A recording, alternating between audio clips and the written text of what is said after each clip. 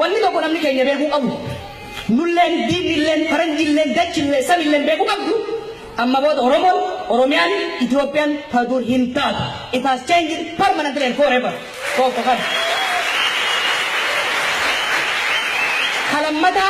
kalammata confidently kan isitti mootummaan wayyaane all but done mootummaan wayyaane guyyaa lakkaatti malee kufaa jirti.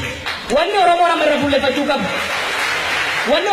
fuulleffachuu qabu tokko mootummaan tun hoggaa bultu gara nu barbaannutti malee nurratti akkan kufne tokko bakka isii kuftetti qabdi lammata barbaachisaadha gara nu barbaannutti bu'uura qabdi muka hoggaa murtu yoo sirratti fesi balleessa jechuudha. Kalammata bakka isii kuftetti odaa Oromoo malee qoreen akka dhaabbanne gochuu danda'udha.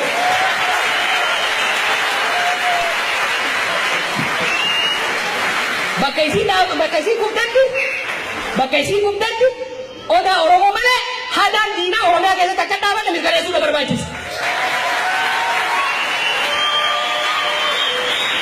Kana mirkaneessuudhaaf qabxiileen lamaan amma duraan ture kana mirkaneessuudhaaf qabsoon amma eegale kun tooftaasaa babal'ifatee tarsiimoodhaan masakamee deemuudhaan diina gargaarsuu itti fufuudha qaba. Tarkaanfiin diinagdee isaanii laamsheessuudha jabaatee itti fufa torbaannan asaanan kana keessatti wantoonni isaan hin argin tarkaanfiin isaan hin argin ciccimoon ka diinagdee biyya sanii akka bishaan baharaatti dhaabu itti fufuudhaaf ta'a.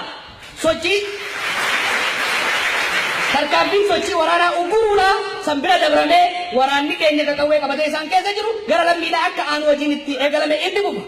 Sirna bulchiinsaa isaanii kan isaan uummata ittiin saamanii uummata ittiin dhaanan san laaffisuudhaan kan taane diiguun ka ta'u immoo uummata akka tajaajilutti jijjiiruudhaatti socho'uu dhaqabna. Qabsoon tun bifa Oromoo fayyadu akka goolabamtuuf wantoota gurguddoo barbaachisan keessaa ammas tokko lama irra deemuu barbaada. Karoora yeroo ammatti beektonni Oromoo hayyoonni Oromoo hogganoonni Oromoo karoora tarsiimotii imaammata Oromiyaan ittiin gara fuulduraa masakamtu kan sabni keenya ollaansaa nagayaan qabeenya rabbiin kanneen san qotatee daldalatee hiyyummaa barabaraa kana keessaa ittiin bahu lafa kaa'uudha qaba. Karoora Oromoos amansiisu ummata addunyaas amansiisu ummata ollaa keenyas amansiisu irratti dalaguudha barbaada.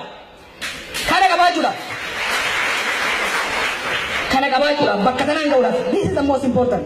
Hantuunni deeysee dhumarratti akkan taane maal barbaachisa hoggansi Oromoodhaa bakka jiruun mataa saffisaan walitti qabatee arraba tokko naasa'uu danda'uudha qaba.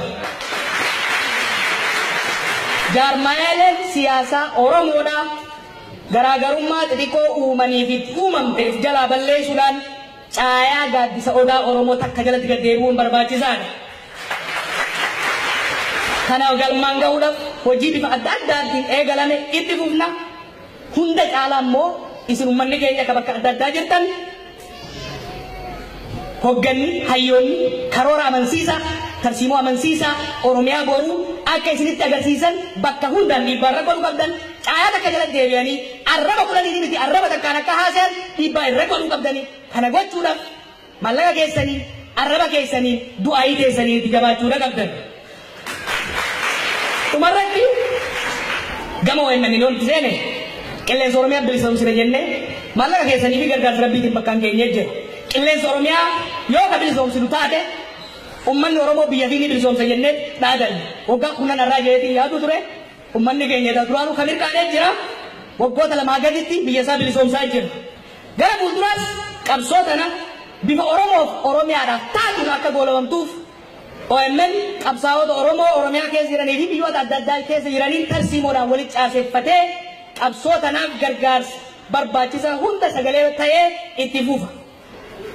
OMN isintu jaare guddifataa jirtanii tikfadhaa Oromoo tiyya maamsi handumaa qabu jabaadhaa mo'achaa jirra injifannoon immoo injifannoo milkiidhaa akka taatu hojjechaa deemuu qabna. Gama kiyyaan akkuma deemne isin deebisu anaa fi dhaloonni qubee dirqama seenaa nu raggate ni beekne nuti firay qabsoo bilisummaa Oromooti. Dirqamni keenya qabsoo waggoota 50 ilmaan Oromoodhaa irra dhuman tana galmaan geenyee ilmaan nu booda bilisummaa dhaalchisuudha. beekum sa qabnu dani dalay wagota kula shanan dabran kanal hamman danden beekum san qabun kumnan qabun ummat oromo tajajilu dafta fadde dinjira umri hanga abdes hangam fayya gabatetti wani beeku bi wani dandawsin rankusak namoonni hedduun baatilee afran dabre kana hirriba dhabde arribaaf kiiloo dabalte naan jedhan anaaf baatileen afran kuni waggootan 29 dura jiraadhe ol barbaachisoo turan halkanii guyyaa oromoo gootummaadhaan murannoodhaan abshaalummaadhaan tokkummaadhaan diina dura dhaabbattee diina qawwee qabu ofirra fincaasiftu san jolle san wajjin sagalee isaanii fuudhee isiniin gahuudhaan addunyaadhaan gahuun anaaf hirriba dhabuu miti anaaf dirqama osoo hin ta'in kabajaa oliidhaan ture wanni an takkitti gaafu isaan keessa jiraadhee isaan wajjin rasaasa fudhachuu dhabuu kiyya malee waliin an gaafu takka hin jiru gara fuulduraatti illee anis jolle wajjin hojjennu hundumtu hamma dandeenyetti isin tajaajiluudhaaf qophiidha dhugaa qabna tokkummaadhaan qabsoofna tarsiimoodhaan masakamna gumaa wareegamtoota keenyaa dirree adda addaa irratti halkanii guyyaa diinni qisaasaa jiru kana bilisummaa oromiyaatiin ni baafna galatoomaa isiniin jedha.